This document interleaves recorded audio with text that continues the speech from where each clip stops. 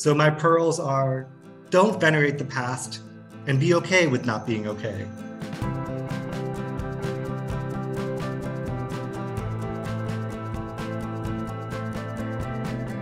It has been a long 18 months for me, and I'm guessing for many of you.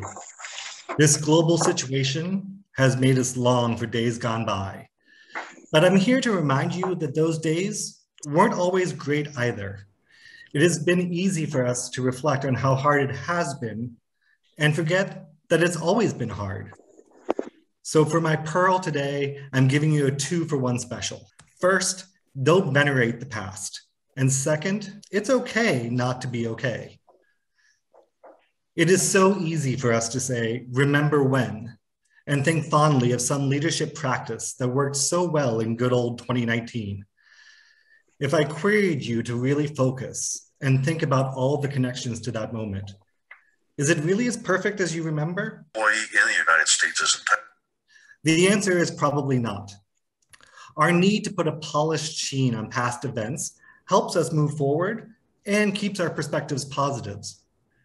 However, it can also hinder us in leading change. By not actively and accurately reflecting on our past experiences, we cannot evolve. We must be critical with our past to be perfectly present in the now and harness lessons for the future.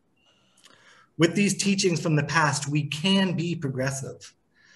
The answers, it has always been done this way, or it was good enough for me, so it's good enough for them, should be erased from the vernacular. So even though the past year and a half has been a lot, do not just revert back to your daily business as you would call it. Challenge yourself to put away the rose-colored glasses and instead see both the trials and tribulations and the joys and successes of the past. Those leadership lessons have much to teach, but can only speak to us if we accept the past, warts and all. Second, we are freer now more than ever to talk about the importance of well-being. Opening up this conversation is a gift of this time. We can now say that we empathize more than ever that an emotionally compromised teacher is unlikely to deliver solid lessons. An unwell student is not going to be learning at their best. Finally, leaders in isolation are not going to be able to be there for anyone if no one is there for them. Armed with these understandings, we can now freely admit that we are not okay, nor do we have to be. The mask of the perfectly put together person has been lifted by seeing cats crawl across keyboards, hearing a child unexpectedly crying for their favorite toy, or your partner walking through your carefully curated Zoom background in a towel. Thanks to the insanity of the past 18 months, we have the ability to embrace our humanness in a whole new way.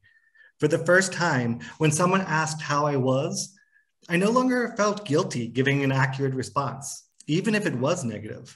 I could say, you know, it's really hard right now, but I'm lucky to have a group of teachers like you to help me get through this. It was okay not to be okay.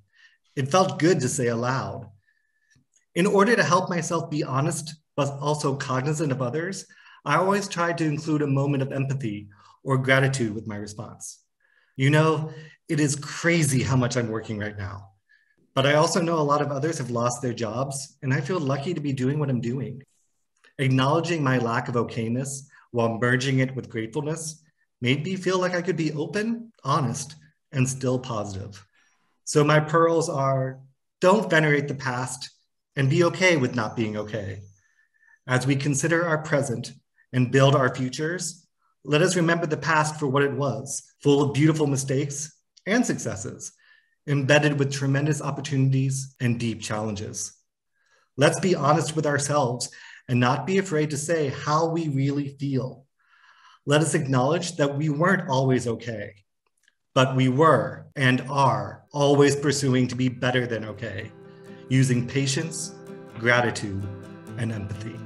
Thanks so much for your time.